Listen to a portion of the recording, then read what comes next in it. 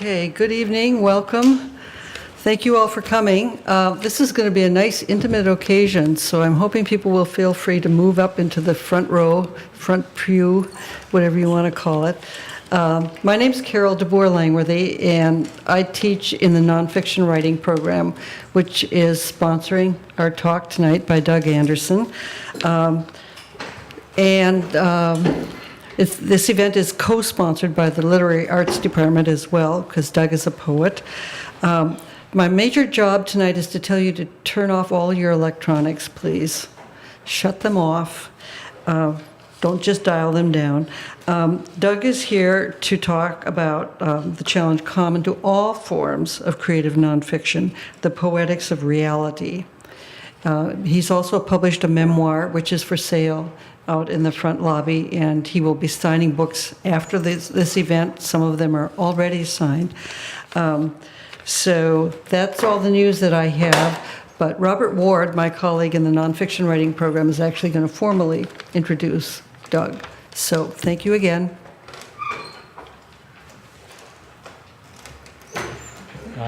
Well, thanks for coming this evening, everybody. I'd like to welcome Doug Anderson to Brown, particularly to the English department and to the nonfiction writing program. Doug's talk tonight is titled Seeing What Is There, Creative Nonfiction or the Poetics of Reality. And as ever, as Carol said, there'll be a little time to ask questions and buy books afterwards. I think I'm right in saying that Doug is primarily a poet by trade, having published several collections of verse, including Bamboo Bridge, The Moon Reflected Fire, Cry Wolf, and Blues for Unemployed Secret Police. These collections have earned a range of awards, including the Pushcart Prize and the Kate Tufts Discovery Prize, as well as grants from the Academy of American Poets and the American Endowment for the Arts.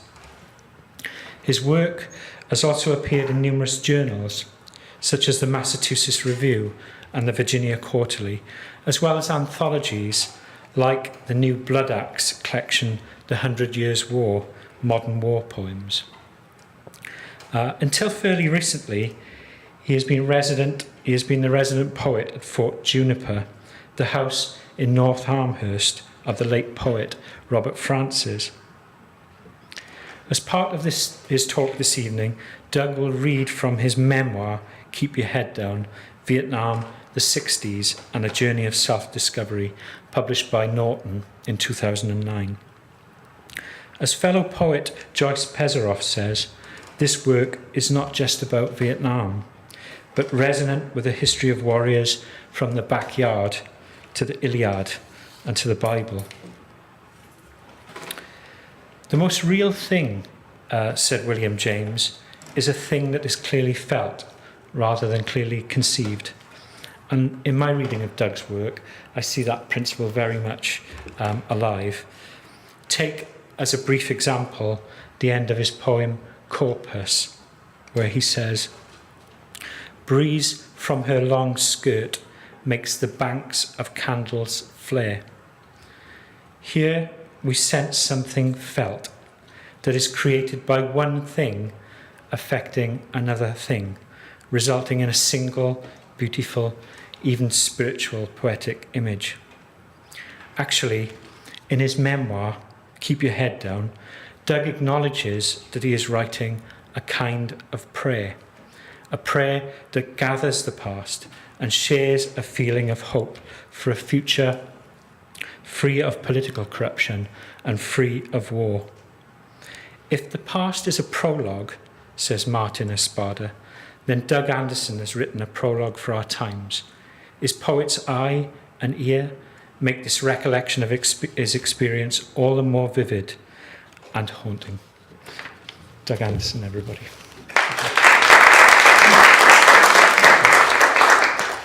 Thank you, Rob. I didn't even know you had that poem about the church. Yeah. A little background.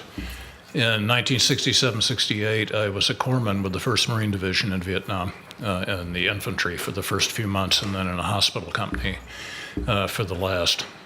It was deeply disturbing. I was talking to a friend of mine, Wayne Carlin, a novelist and another Vietnam vet, and he said we were born there. And it's right, like the part of us that thinks, that feels, that examines things, that questions things, was born there. The real person, not the goofy kid, who went to war, but somebody who decided that they really needed to know. And my life since has been pretty much about that. In 2000, I went back to Vietnam with a group of veterans and also writers from the Joiner Center for the Study of War and its Social Consequences at UMass Boston. And we spent 2 weeks with some of our former enemies who have become fiction writers and poets, some of the preeminent poets of Vietnam, Lam Thi Misa, Pham Thien Duat, Nguyen Sui. We traveled from north to south. We went all the way up to Dong Ho, which is above Hanoi, and then spent a week in Hanoi, a beautiful place that you must go to if you go to Vietnam. The French architecture has been repaired. It's a big village. It's a lovely place, and you must go there if you visit Vietnam. Then we traveled south. We went to Hue. We went to Da Nang because I wanted to go to the area that I was in during the war, and they were going to send me down on the train and then let me catch up with them in Saigon. But I wasn't going down there by myself, so they decided that they would make a special trip and go down there with me. And we went to that area. It was very powerful. Then we spent a week in Saigon, which is now called Ho Chi Minh City, although nobody really calls it that except the Politburo. It's still called colloquially Saigon, and it was an amazing experience. What came out of that was I began to write a series of personal essays about the war, and I didn't know it was going to turn into a memoir. And this is the first thing that I wrote when I got back. We had the rest of the day to wander through the streets. The motorbikes moved like schools of fish that changed direction instantly and gracefully. Crossing the street in Hanoi required you to walk calmly through the shoals of motorbikes at a predictable pace so that the bikers would know how to accommodate you. If you stopped or sped up, you caused a snarl. If you were calm and predictable, the bikes opened to admit you and closed behind you as you crossed. Horns blared constantly. It was not the horn language I was used to from city driving. Having once been a New York cabbie, I remember our horns were long blasts of rage and retribution. Here the horns were short taps and bleats, merely signal systems that said, "Coming up on the left now," or "Don't turn in front of me." The pollution was fierce and unregulated, and many bikers, particularly the women and their children, wore kerchiefs or masks. The women wore long gloves to keep the sun off their arms so that they would not look like the women who worked in the rice paddies. There were no regulations to determine how many people could ride on a motorbike, and I have seen 5, a beautiful mother or older sister, 1 teenage boy, and 3 small children hanging on, squinting against the wind. There was a box in the basket which I imagine might contain a 6th child. One American friend who had lived and worked in Hanoi for a year claimed to have seen 6 on a motorbike. There were occasional accidents. I saw one. 2 bikes collided and a woman was hurt. There were no ambulances or police. A young man stepped into the street and helped the woman up. The traffic around her stopped, and people gazed at her with quiet respect. The man who helped her righted her motorbike, and she sat down on it. She was in pain, with her eyes closed, but she didn't cry out. She was aware of the public space she was in. She was graceful in her pain and sat for quite some time, the crowd watching quietly. Finally, she nodded and thanked the young man and started her bike. I don't know how badly she was hurt, but I suspect that she had broken something. I imagined her taking herself to the hospital where she would wait a long time to be seen. I imagined her sitting quietly with her pain. The image of that woman is very much the image I have of the Vietnamese who have been at war forever. The Chinese were there for 1,000 years. The French were there. The Japanese were there. The French were back again. And then there was the American War, which went on for maybe 15 years if you count the advisory period and the CIA manipulations that were going on prior to the war. I asked Baonin, a novelist, why he didn't hate us. And he said, well, we had the Chinese for 1,000 years. We had the French for 50 years. We had the Japanese for World War II. We had the French again up until 1954. You are merely the most recent. And he said, we just don't have it to hate you. We're just emptied out. There is nothing left in us to hate you with. You know, it was the most amazing thing that I've heard. You know, I could probably go somewhere in Vietnam and find somebody who's still angry, somebody who lost a child, somebody who would like to kill me. But most of my experience in Vietnam, and perhaps because it's a Buddhist country, had put me in contact with people who had learned to let things go. Life was too hard, and there was a lot of poverty after the war. And they were busy. They were busy surviving, and by the time I got there, they were busy having a good life. They were eating good food. They were going out on Friday night on their motorbikes in Hanoi on Friday night and also in Saigon. This is how you date. You get on your motorbike, you dress up, and you go out and you drive around and you meet somebody of the opposite sex on a motorbike and you hook up. It's a beautiful thing to see in Hanoi. And this was the image that I came home with. And as I was writing these essays, I began to go back into the experience of the war, which of course was not fun. And it was a time of immense alienation between the Vietnamese. I did not know them during that time. We feared them. And we didn't trust the South Vietnamese army, who we were allied with. And it was a situation of extreme alienation. And it was so because the situation was so terribly wrong on every level.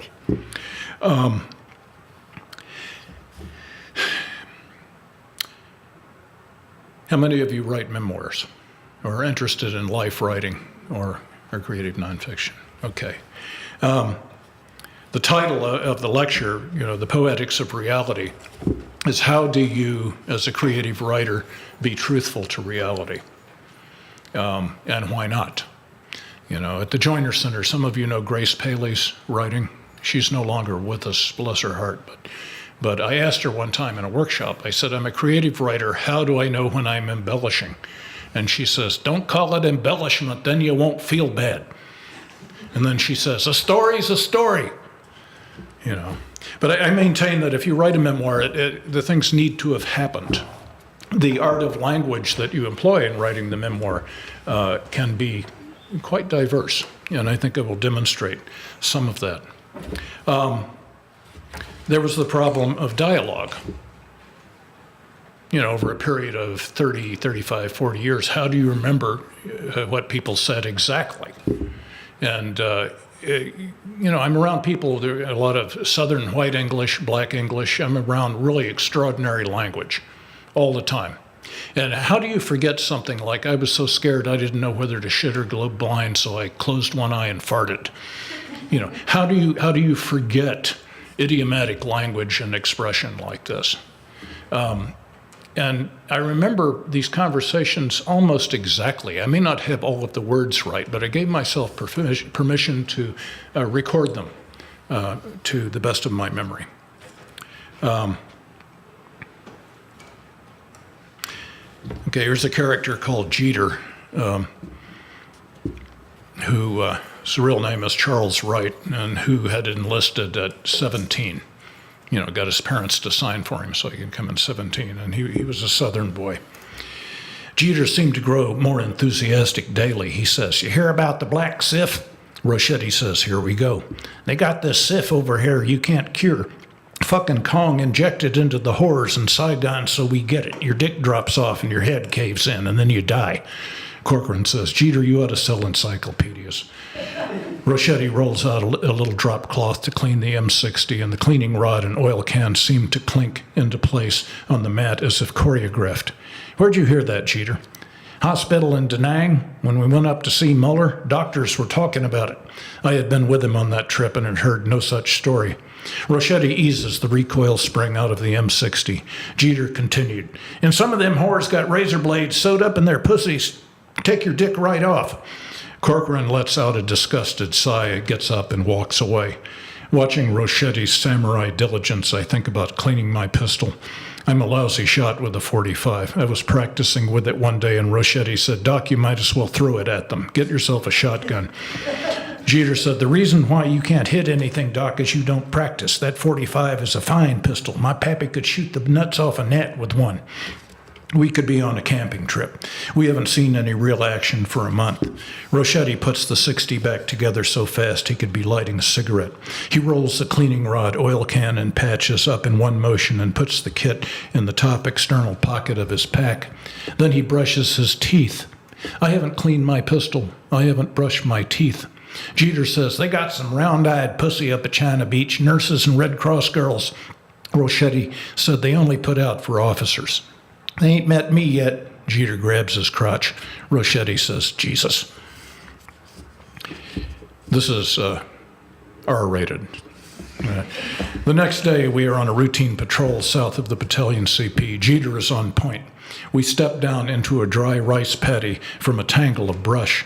Jeter is about 10 meters out into the paddy when we see some branches move in the far tree line. Jeter fires at the still moving bush and begins running toward it, firing short bursts, tracking the movement with his tracers. He stops suddenly, turns around. The rest of us haven't moved. Jeter is all by himself out in the middle of the paddy. Corcoran shouts, "Jeter, I didn't tell anybody to assault that tree line. Get your ass back here." Jeter looks stunned. "This ain't the fucking Corps I joined." Corcoran says, "Shut the fuck up, Jeter, now." When we finally do reach the far tree line, we find the remnants of a fire, still warm, and a rice sifter tipped up on its side to hide it. We smell human shit. That night, we return to the same area, sit in the bushes and wait. No fire, no smoke, no moving bushes. On Corcoran's command, we get up and move toward the tree line. When we are about 5 meters away, we hear the clicking of safeties and drop to the ground. We are out in the middle of out in the open, and my heart feels as big as my head. Jeter says, "Oh, come on, them's grunts. Ain't no Kong gonna make that much noise." Corcoran hisses, "Shut the fuck up." A flare pops overhead, and we are lit bright as day. We're fucked, I think. Then a squad of Marines rises from the brush directly in front of us. "Fuck!" shouts Corcoran. "Where are you guys from?" "My company," somebody shouts back. "That you, Singleton?" "Yeah, we almost lit your ass up." Jeter says, "Ha, fucking ha. I told you so. What do you think of that, Halt? Ain't no Kong gonna go clickety fucking click. Ha, fucking ha." He grins at Corcoran. There's a kind of hysteria growing in the platoon. It has been rising in the relative peacefulness of this short time, an unfed snake uncoiling in the spine. When you have seen mass violence and then there is none, Snake wants to play, even if he has to create the game. The squad from my company moves out toward the ocean. We complete our patrol and head back to the CP. This snake brain is in the first part of the memoir, a personification of adrenaline, of heightened awareness that you get when you're under stress, this hypersensitivity of combat vets, the ability to hear things, smell things that ordinary people wouldn't hear. And it figures in the creation of PTSD, because when people come home with this stuff, they can't put it to bed. They remain hypervigilant. They remain overreactive. They're very hard to live with. But I've called this aspect of being human snake brain in the memoir, which is, in a sense, a fictional technique, a metaphorical technique. Later in the book, it becomes an actual character. He becomes kind of a tutelary spirit that helps me re-enter the world and then lets go of me.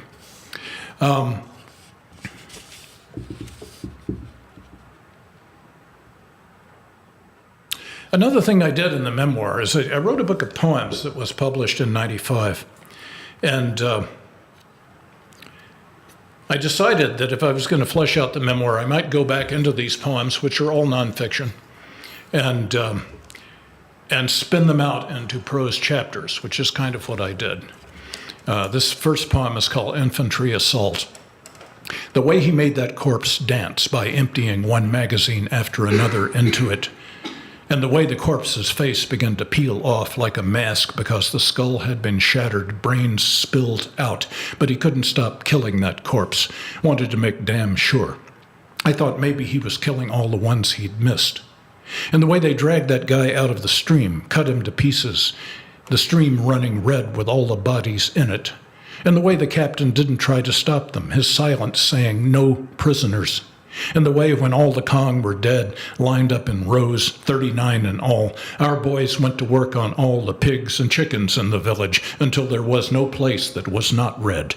And finally, how the thatch was lit, the village burned, and how afterwards we were quiet riding back on the tracks, watching the ancestral serpent rise over the village in black coils, and how our bones knew what we'd done.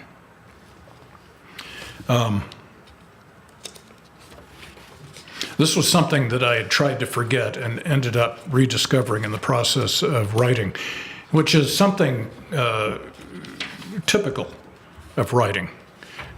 You don't know where you're going to go. How many of you begin something and you have no idea what you're doing, and then you get lost, and then you discover something? This is what happens. Writing is amazingly physical. If you begin to write, if you begin to move your arm, move your body, and you stir up those memories, you can come up with stuff that you didn't think you'd find. You know, and with repressed memory, this can be quite shocking. Anyhow, this is the day that the poem depicts, spun out into a prose. Spinner is shouting at us. We are running without yet knowing what is happening, locking and loading on the run, hopping to pull on boots, slapping on helmets, stumbling under the weight of our gear across a dry paddy into a hedgerow of the opposite village. The firing starts before I enter the hedgerow, and I can hear the whooping of the Marines. Just inside, the bodies of NVA regulars are already thick on the ground.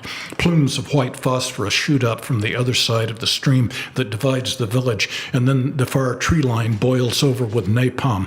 I don't know if I hear screams or the hiss of burning thatch. I see Jeter firing into a corpse with his M16. The corpse is dancing. Jeter is red-faced, like a thwarted child. His eyes are all pupil. This is the kid who most often makes me laugh, who makes me feel most protective, the 18-year-old whose parents had to sign for him when he joined at 17. He empties one magazine and slaps in another. He fires into the corpse. The corpse dances, arms and legs flail, the flat face peeling off the shattered skull, the pink-blue brain scattering, the ground black with blood. Jeter stops suddenly, looks dazed. I say, "Are you all right?" He stares at me, then he kicks what's left of the corpse and it flops over like a doll. He runs toward the stream where they're still fighting. I don't see the ones begging for their lives. I don't see the ones who try to hide in the stream and now float face down, the stream bright red. Then the firing stops and Spinner gives the order to line up the bodies for the count. Lieutenant Shepard wanders toward me, dazed. He says, "Anyone hit?" "Don't know yet." I look at him, but nobody's home. Jeter, who has been standing among the bodies staring into the burning tree line, sits down cross-legged and wipes down his rifle barrel with a rag. Rochetti is jumping up and down and shouting, "Get some, motherfucker!" He's not home either. Where are they? Where am I? I think I'm making the rounds, seeing if anyone's hit. The whole engagement takes less than 5 minutes. Marines come dragging NVA dead by the heels, lining them up in rows. Others start rifling the bodies, dumping out their packs. 39, Spinner shouts into the radio. He's beaming. Everybody's got what they want from the bodies. Belt buckles, personal contents of packs are strewn over the ground. I pick up a cheap notebook marked Cahier, its binding falling apart. What looks like songs or poems are written on the graph paper pages and a not bad drawing of Ho Chi Minh. Spinner is shouting, "Saddle up!" We mount the idling Amtraks that grunt to a start and head north to the LZ. A Huey gunship stalks tree level on our flank. Some of us are already sleeping. Rochetti's tipping up a can of Sea Rat's peaches, drinking the last of the juice. I light a cigarette. 2 Sea Knights are waiting for us at the LZ in the middle of the dried paddy. 2 others are circling, waiting to land. Yellow smoke drifts up from the landing zone. We board and lift. On board, the hum of the engines puts me to sleep. I don't remember the ride back from Da Nang airstrip to the battalion command post. My blackout extends so far back into sober time that Sterling has to tell me after the fact. We've been in the field for 7 days and we stink. I'm covered with mud, blood under my fingernails, stumbling toward the sound of beer cans opening. Somebody shouts, "Yah!" and starts flinging cans of beer up in the air. I catch one. "Yah!" One hits Rochetti in the head. "Motherfucker," he screams and looks around for the thrower. Sterling has acquired a case of beer somewhere, trying to hide it by his hip. He reaches into it and tosses another one to me as we stumble toward the corpsman's hooch. Inside, 2 corpsmen from 1st Platoon, Bailey and Higgins, have got a quart of Johnny Walker Red circulating. Bonita's 2nd Platoon sergeant has his arm around Bailey. "God damn, you should have seen those fuckers run." I drank about a pint of scotch on the first 2 swigs, and Sterling snatches it away from me.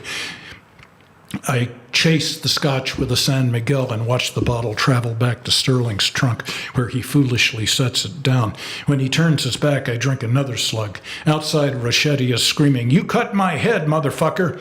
"Fuck you, Rochetti," Bonita shouts toward the door. "Who said that? Come on out here and say that." Bonita pulls aside the poncho that covers the door and shouts at Rochetti, "Fuck you, you wop faggot motherfucker," then quickly closes the door before Rochetti can turn around.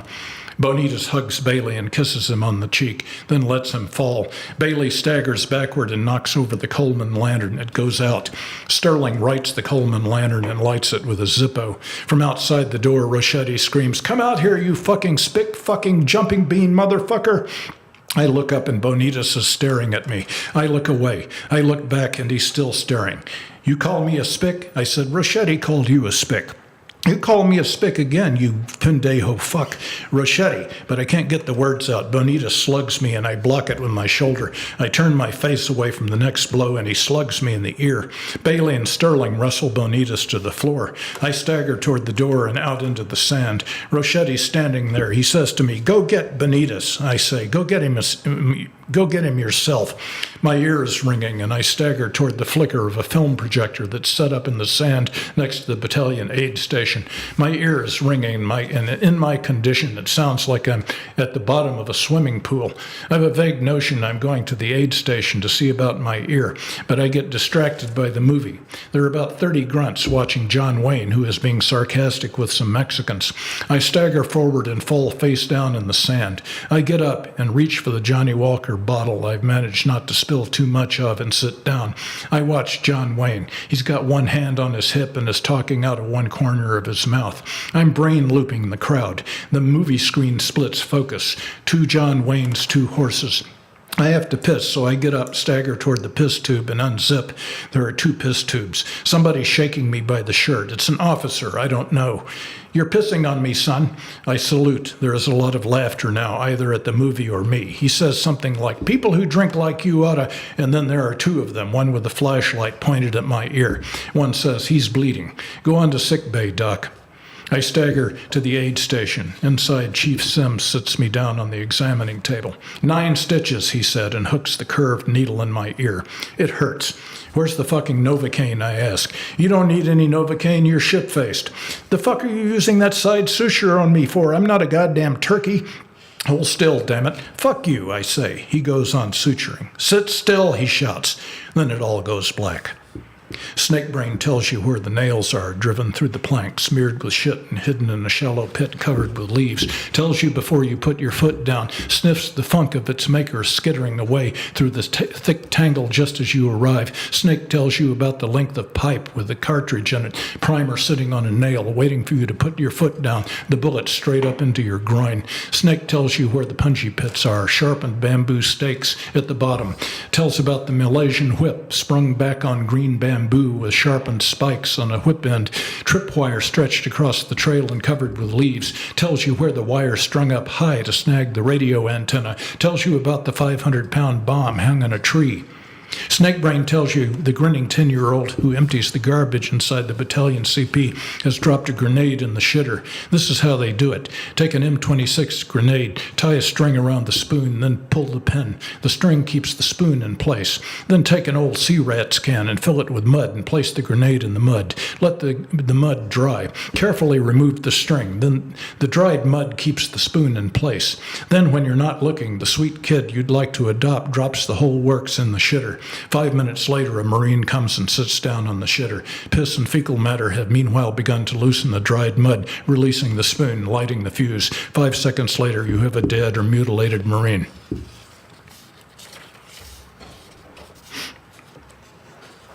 I'm thinking that if you have questions, just begin at any point. I'm also thinking that I'm going to put my email on the board so that if anything comes up about this later, you can email me. I know that this sometimes happens. That you sit around and you brew stuff. What do you see here? You see incredible violence. You see racism, all kinds of racism. You see insanity. You see people pushed over the edge and basically crazy. You see people coming out of a combat situation and drinking and getting in fights with each other. How sane is this? War is insane. I'm hoping to get that across. Questions so far? Okay, anytime you want. One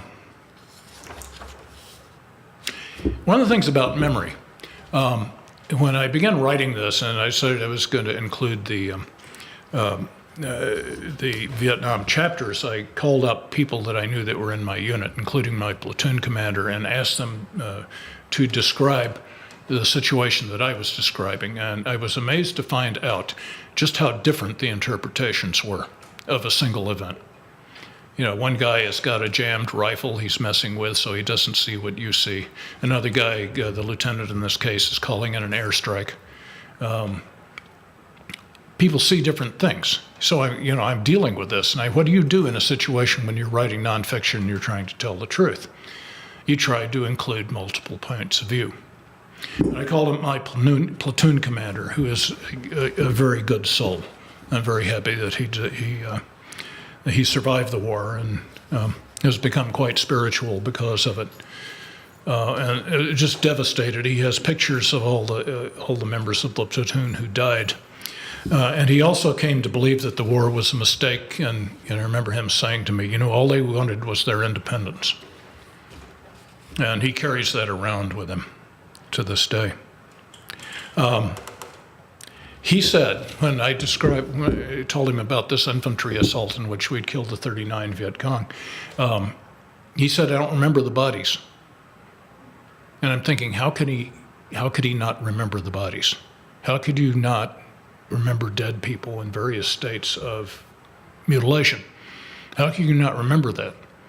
And it occurred to me that he just blocked it out. There were things that I blocked out and it didn't rediscover until I began writing about them. And one thing would pull up another, one memory would pull up another. I'd start to write about a trip into an abandoned village and suddenly I remember a murder. And this is kind of how it happens.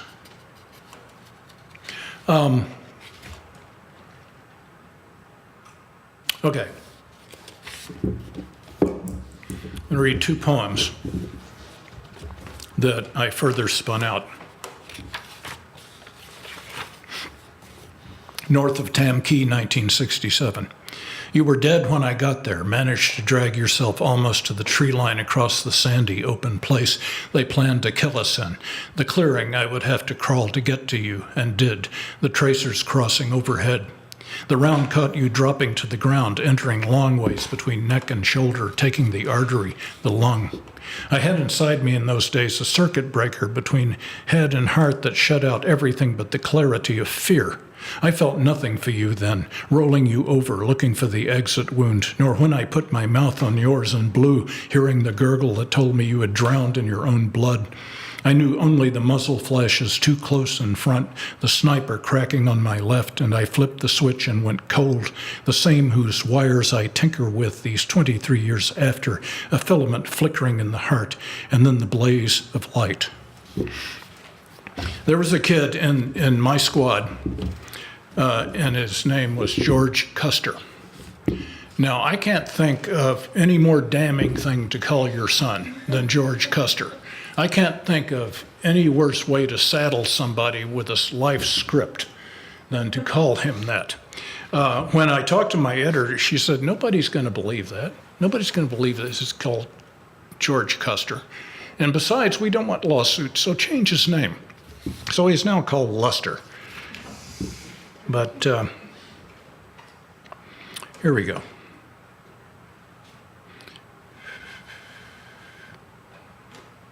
After a month at the bridge, we were sent on a 3-day platoon-sized patrol down south. We move east up over a rise and down again toward a tree line.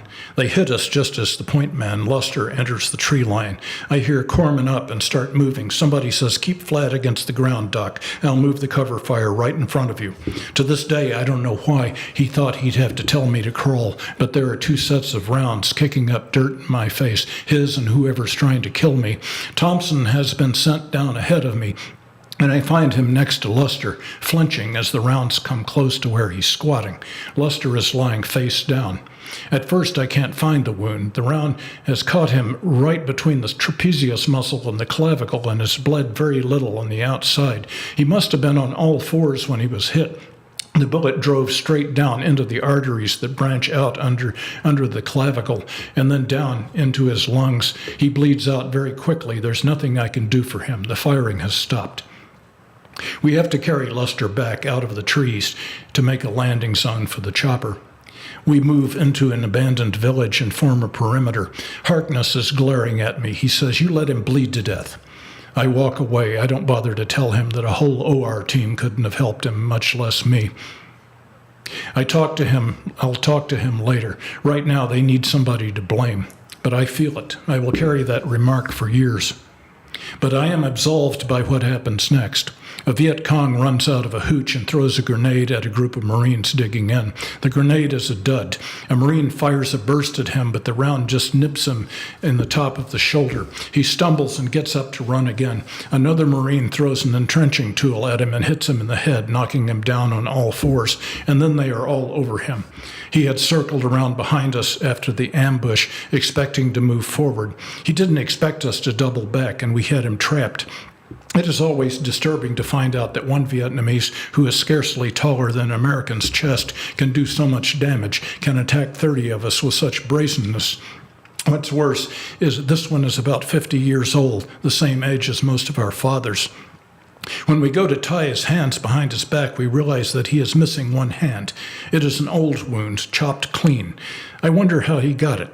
Since his hands cannot be tied, they pull his arms back hard and tie them at the elbow. Harkness hands me his M1 and says, "Guard him." The subtitle to this comment might read, You let Luster die. Now this guy is your problem." The Vietnamese is watching me very closely. There are some rifles stacked about 3 meters away, and his eyes keep flicking in that direction. I feel like I've been set up. They know he's going to try to run, and I'm supposed to kill him. Sergeant Spinner walks over and looks at us. Several Marines stand a few feet away and watch. Spinner looks at him and whispers viciously, "You cocksucker." Then he draws his bayonet. The Vietnamese stiffens. "I'm going to whale you, motherfucker," Spinner says. Spinner's anger is searing, quiet. He begins to jab the Vietnamese with his bayonet gently at first, then digging harder. He begins to jab him in the groin. The Vietnamese draws his legs up to protect himself. Somebody calls to Spinner, and then he looks up. There are 2 tanks coming toward us across dry paddies. The tanks stop at the edge of the village, and 2 men, 1 American and 1 Vietnamese, jump down. Neither has any insignia on their collars, but they walk like they have rank on everybody there. They shout something at Spinner, and he grabs the prisoner by the shirt and drags him to his feet, pushes him on ahead toward the tanks. The 2 men are interrogators. They begin to question the prisoner in Vietnamese very gently. They walk him over to a small stream at the edge of the paddies. They continue to question him, almost kindly, patting him on the back, murmuring to him as if they were trying to seduce him. Suddenly, the Vietnamese interrogator kicks him behind the knee and he goes down on his face. He drags the prisoner to the edge of the stream and rolls him on his back. He takes a fistful of his hair and holds his head underwater for a good minute, then jerks him up and says something to him. The prisoner does not reply, and the interrogator holds his head under again. The prisoner on his back cannot help that the water wants to go up his nose. He chokes and sputters. The interrogator pulls him up. Both the Vietnamese and the American talk to him, again gently. I am aware that the Vietnamese interrogator is doing the torturing. The American stands by and watches for results. This is a pattern of torture in this war. The Americans do not actually dirty their hands with the suffering body. They simply reap the information. The interrogator holds the prisoner underwater for longer and longer periods of time. Each time he comes up choking. They let him recover, speak to him, and then dunk him again. After a while, the prisoner says something. He points to the hooch that he initially came running from. The Vietnamese ducks into the hooch and comes back. He slaps the prisoner. The prisoner walks to the hooch and pokes the thatch. The Vietnamese interrogator walks to the hooch, reaches into the thatch, and pulls out an M1 carbine. The two interrogators smoke and talk to Spinner for a while. The prisoner squats and stares out over the paddies, perhaps not seeing the land, a faraway gaze, perhaps at his own imminent death. He postures. His posture seems to say, "My life is over, take my body, do what you will." Then the interrogators push the prisoner toward the waiting tanks. Later that day, Spinner will tell me that the tank stopped a few hundred meters away, safely out of sight, kicked the prisoner off the tank, chained him by his ankles, and dragged him until he was dead. This is what happens. This is day to day. This is day to day ugly. You know, no matter how it's constructed by mainstream media. This is what happens.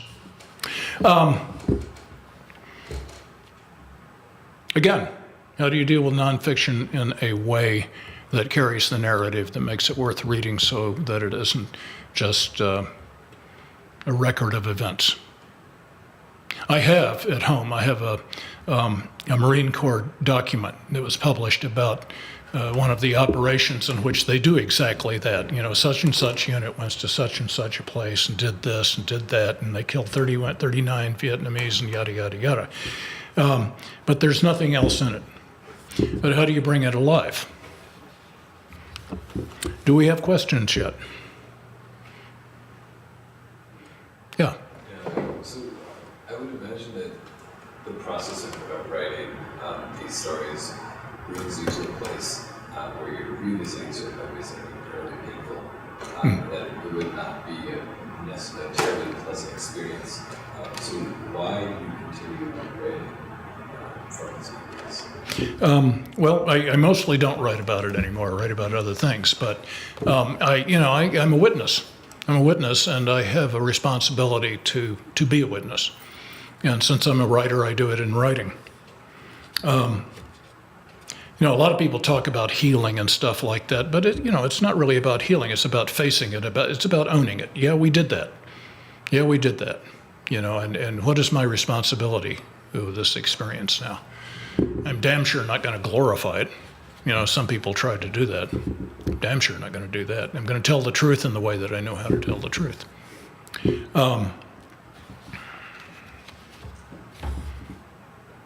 That help? Okay. Anything else? Yeah. I'm interested in your pattern of writing a poem and then, as you say, opening it up into these scenes.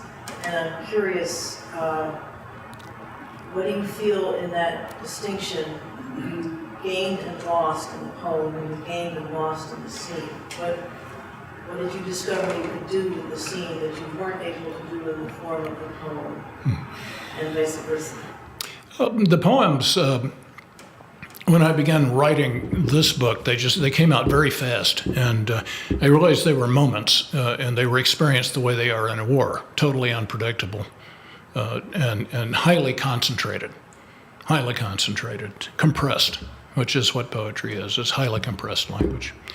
But with the nonfiction, I wanted to give it context. I wanted to give it the reflection of 30 to 40 years of life. I wanted to meditate on it and try to fit it into a larger picture. All the poems are true, except the ones that I invent into the Iliad that go into this book. So I thought these were the experiences that really embedded themselves in my memory. Why not go into them again? mine them again in a different way. Does that answer? Okay.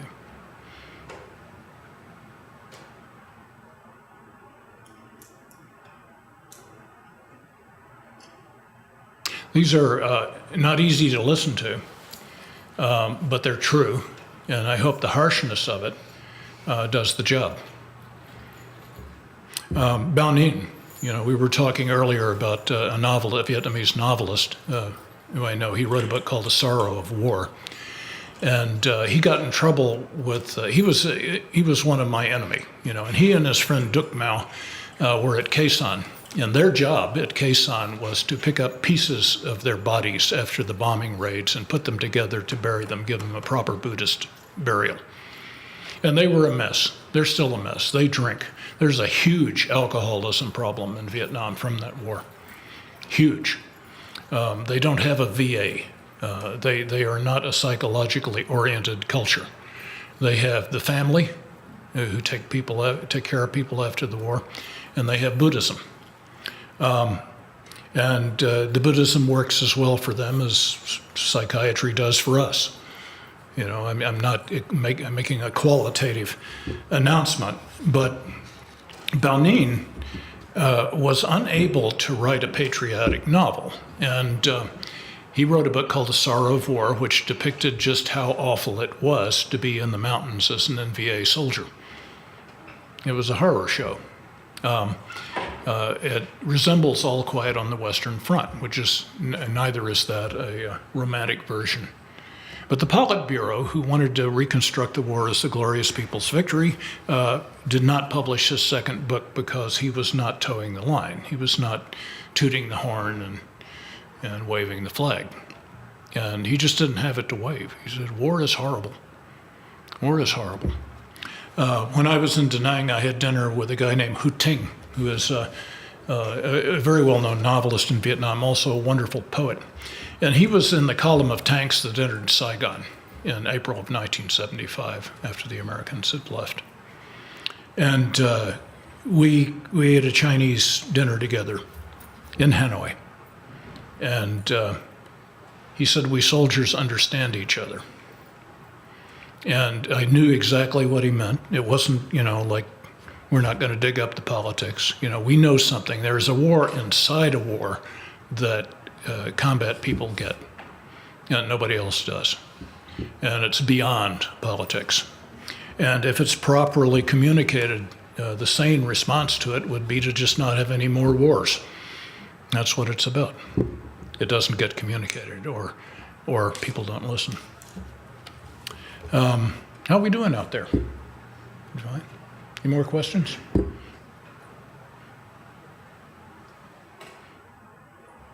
Yes. So, from some of your readings that you've done today, there were a few references to kind of escapism in terms of both in combat. Okay, I missed a word. In terms of like escapism. So in terms Escapism. Right. So in terms of like getting really drunk, or like you mentioned, like shutting off the circuits between your brain and your heart. In terms of delving back into that, so you kind of have that psychological pull away within the experience, and in the wake of the experience, the approaching again. What made you decide to go back to that as opposed to continuing? Just the need to own it. Okay. Even before I knew what owning it meant. I was not a very well-educated kid. I didn't have any psychological resources. What I had was a mess when I came back. I came back and I got out. It was discharged March 20th, 1968, and I went back to Tucson, where I had been living, and went to the University of Arizona. And all my friends had drawn their hair down to their ass or running around naked eating mushrooms. And I said, "This looks really good. This looks really good." And I was right in it, and the rampant sexuality and the Dionysian aspect of the times was a perfect place to immerse myself and not deal with it. Never mind that I would wake up at 3 o'clock in the morning freaking out. Never mind that the fireworks, the first 4th of July, the fireworks going off in the university stadium, sounded like mortars going down the tubes, and I had an anxiety attack. But I managed to get a lot of mileage out of various substances before I decided that it was going to be necessary to work on this stuff. I wish I had known to do it earlier, but you wake up when you wake up. So is the motivation sort of, like you mentioned, being the witness, is the motivation to sort of have that honest portrayal of being in combat and in war, or was the motivation more of sort of like a personal kind of, I need to... It was, I needed to tell the truth. I needed to tell the truth, and I needed to communicate it and have it heard. You know, there's a healing aspect of that, although it's pleasant through it. And it's also, you know, sometimes you have moments where you have to be moral. You know, and I use that word very loosely. It's a very hard word to use. You know, it was deeply moral. It was flesh in the sense that I had done that.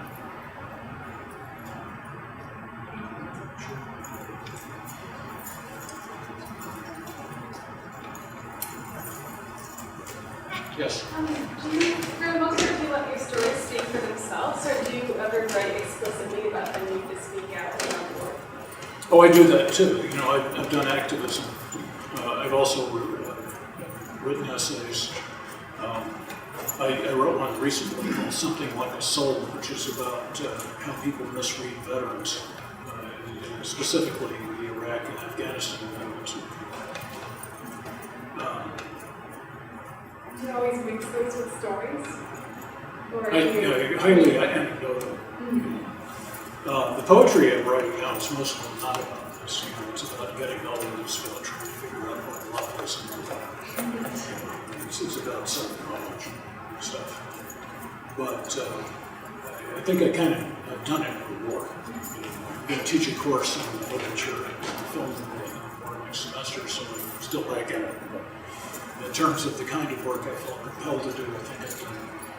And will continue to speak out about it as necessary. I think I can write about it much.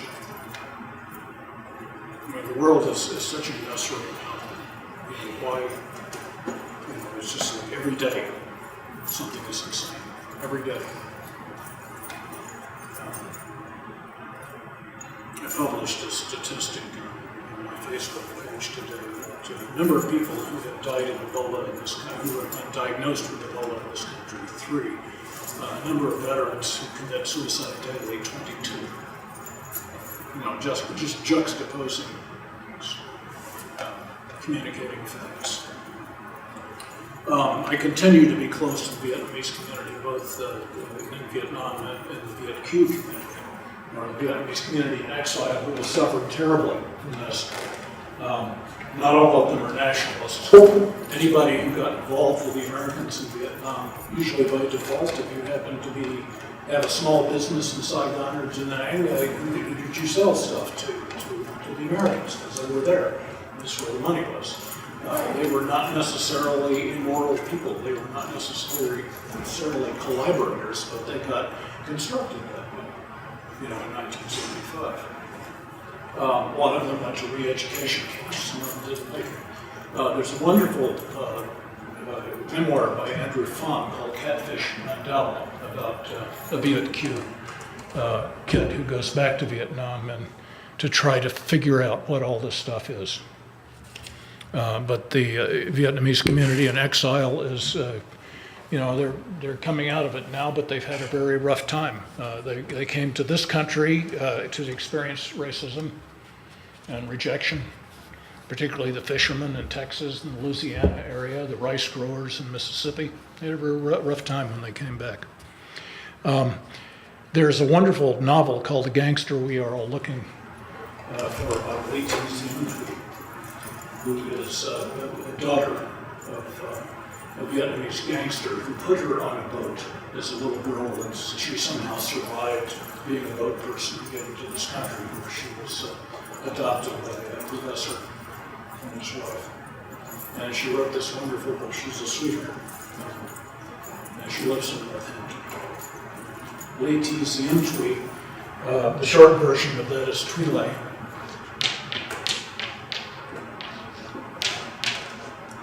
And her novel is The Gangster We Are All Looking For.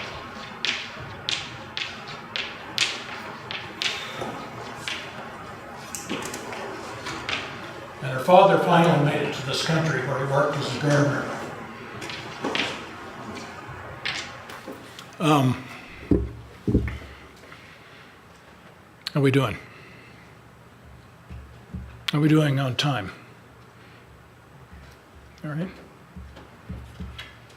We're getting there. We're getting there. Yes, sir. Question. Talking about the student approach. It's something I'm constantly working with my students. You write something down, and it's like your report. And I'm also talking about military reports. But what are processes do you use, writing processes that get you from the record of the thing to what you're trying to do, which is the moment of the thing? It's like being back there. Do you go through the visionary processes or the things you advise to writers who are grappling with that same process? Well, that's my nature to do that. You know, so you don't have the other explanation for it. So that I don't begin with a factual thing and then embellish it. It usually comes out that way. The stipulation is that everything has to be true, it actually has to be past. And I usually cross-check it with other witnesses. But in terms of my expression, I'm a poet, no sensibility, and that's how it comes out.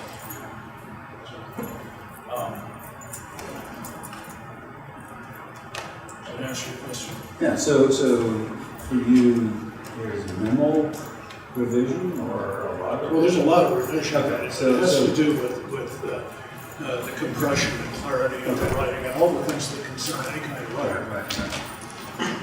Yeah, and not so much of turning fact into Right. embellish. Right, no, I wasn't thinking about that, it's just that business of actually getting it, where you're actually writing the thing, not embellishing it, but just making a world out of the world. Well, you know, William Carlos Williams said about poetry that there were no ideas but things. And what he meant was that image, a thing, a sense object, has more wisdom in it than a documented fact, since there's a person page. So if I remember, for example, someone who's had their hand chopped off, that is a door to go into a library. I'm speculating about the French, we had French Moroccan legionnaires who was haunting, that he was a kid, did he kind of stealing as a kid, and does that radicalize him, what is it? All of this stuff just from that stump. Writing is very physical to me. Yeah. How do you balance writing, hearing the two voices of you as a teenager, young adult, and you 4 years later, and what you knew then versus what you think now? And so we're talking about events then, but is it sort of nonfiction if the events are then, but the narrator is, the writer is different from the narrator because of 4 years? That's a really good question. There's no way I could be the person I was then and write this memoir. You know, I was so all over the place. Such just, like careening from one set of emotions to another, and my misperceptions and my fears and my bigotries were really getting in the way of reality. So that there was always an element of the watcher, me speaking as a young person in the memoir. There's always the older eye back here seeing it happen. I don't think I could be that person. As a matter of fact, I don't think I could even go back and slip on his skin. I don't even know who that person is. We change so much. We're a collection of cells that is kind of gathered in a bag called the soul. This big composting of cells going on in life. So there is an objective eye there, moderating this person. What was he feeling? What was he thinking? The person inhabiting that younger character is a lot more together. For example, that younger character is a lot more organized in this thing. Good question. Right, there's a sense that writing is writing, and writing is always a form of mediation, whether it's fiction or nonfiction. And that language is going to misbehave in its own way. I find that the misbehaving aspect of language is wonderful. A Derridian might not. He would refer to it as unstable and full of play and uncertainty, aporia. But I love the misbehaving aspects of language because it always tells me where to go. There's a way of telling the truth that way that is as effective as cold documentation. Yes? Also, you spoke a lot tonight about the literature, the experience. I wondered to what extent did that influence not your recollection of the events, but the structuring the events in your writing. Do you mean literature by Americans or by Vietnamese? Both, I suppose. I suppose I'm thinking of people like Tim O'Brien, but also the other people you mentioned. Tim O'Brien's How to Tell a True War Story, that one little passage, I wish I could quote to you. He essentially says that a war story is never glorious, it's never edifying, it's obscene. And if you're trying to make it anything else, you're lying. It's this one little paragraph in the things they're hearing. And that is always stuck with me. My masters, Bruce Feigl, who was writing wonderful comments about Vietnam long before I was. I'm somewhat of a late comer. Bill Earhart, he edited a wonderful anthology called Carrying the Darkness that includes Michael Casey, Bruce Feigl, and many others. Vietnamese writers who influenced me, Le Tiem Thuy, Nguyen Sui, Pham Thien Swat, wonderful poet. He passed away a couple of years ago. But his job was to be the USO on the Ho Chi Minh Trail with the NVA troops. And what he would do was sing his poems. He wrote these incredible poems and he would sing them to the troops, to get them to go to sleep or entertain them or whatever. Very hard living up in the mountains. Lam Thi Misa was, did I talk to you about Lam Thi Misa? I talked to somebody about Lam Thi Misa, maybe not. She was a combat engineer during the war, and she would either blow up bridges or build them as necessary up north, and especially along the Ho Chi Minh Trail that came down through Laos and Cambodia, which is how the North Vietnamese moved material and troops down in the jungle away from the bombing. And the second half of the war, she was sent into the South as a spy, which is extremely dangerous. But she's a wonderful poet, and she wrote a poem called Bomb Crater Sky, which is kind of a eulogy for the young girls who were sent out into the fields with flashlights to distract the American bombers so that they could move troops down the trail. And of course, they killed them like flies. And it's quite a beautiful poem. She's actually a large woman for Vietnamese, and she makes herself very small when she sings this poem. And it's devastating. It's a devastating poem. Curbstone Press was the early translator of many of these Vietnamese writers, and I highly recommend them. Other writers, Phil Caputo, Michael Hare, Dispatches, which I think is a fine book, although it was not received well. There was a form of language, and this may interest you, a form of writing in the 60s, which was referred to as faction. I'm sure you've heard about this. It was people like Terry Southern and Michael Hare, who were in fact doing what I was doing and advocating for, which is using fictional techniques in nonfiction. Why shouldn't the truth be as energetically expressed as the truth and as the fictional truth? Why not use one's imagination? I think Coleridge, in his essay on imagination and fancy, talks about the penetrating aspect of imagination, that if you see reality with your imagination, you are not making things up. You are seeing it at depth. You are discovering it as if it was the first day on Earth, as if it has never been experienced before. And I think that's what Michael Hare was doing and Terry Southern was doing. They were called, I think faction was an insult, actually. You know, it's either fact or it's fiction, but it's faction. You're lying. Michael Hare, by the way, has dropped out of everything and has joined a Buddhist monastery with his wife. This is his response to that war, which he never got over. He never got over. He was there many years and saw a lot of stuff. A man of great compassion and imagination. Other nonfiction about the war, A Bright and Shining Fly. Incredible. Somebody help me remember the author's name. A Bright and Shining. Neil Sheehan, which nonfiction accounted the war through Colonel Jean Paul Van, who was an American Special Forces officer who later became a civilian operative in Vietnam. And it covers many, many years of the film. It's a devastating book. It's a huge book. It says so much about the war, and in particular the lying about the war. You know, how reports in the field would be sent to the staff officers who would doctor them up in such a way that would reflect that they were doing a good job, and they would be sent to the Joint Chiefs of Staff who would doctor them up again so they could present it to the American people in such a way that the war was tolerable. And by the time it got to them, what the second lieutenant on the ground had actually written down was painfully true.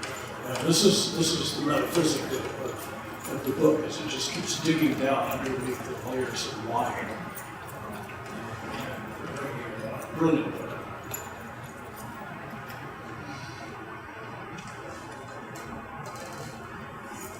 Am I free associating or am I making sense? Well, if there are no more questions, maybe we will call this to a close. I think we're just about there. Thank you very much, Doug. I'm Thank you for having me. thinking about composting cells for our activities. So thank you very much.